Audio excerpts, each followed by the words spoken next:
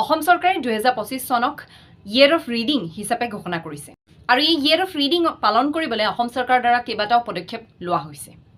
হাজাৰজন যুৱ লিখকক 25,000কৈ টকা মাননি হিচাপে দিয়া হ'ব। অসম প্ৰকাশন পৰিষদৰ দ্বাৰা ডিষ্ট্ৰিক্ট লেভেলত বুক ফেয়াৰ পাতিবলৈ 5 লাখ টকা দিয়া হ'ব আৰু ডিষ্ট্ৰিক্ট লেভেলত অসম প্ৰকাশন পৰিষদে যদি বুক ফেয়াৰ পাতে তেতিয়াহ'লে 2.5 লাখ টকা দিয়া হ'ব আৰু প্ৰত্যেকজন চৰকাৰী চাকৰিয়ালক বুক গ্ৰাণ্ট হিচাপে 1000 টকা দিয়া হ'ব। বুক গ্ৰাণ্ট অৰ্থাৎ সেই টকাটোৰে সেই চাকৰিয়ালজনে কিতাপ কিনিব লাগিব। এইকেইটা পদক্ষেপ অসম চৰকাৰে লৈছে 2025 চনক ইয়েৰ অফ ৰিডিং হিচাপে ঘোষণা কৰি আৰু লগতে অসম আৰু অসমীয়াৰ মাজত কিতাপৰ প্ৰতি প্ৰেম আকৌ জগাই তুলিবলৈ।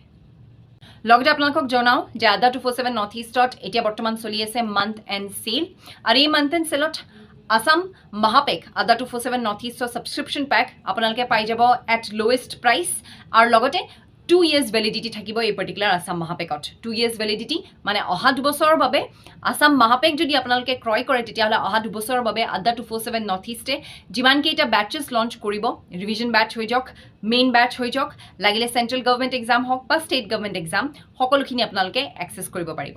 Thank U.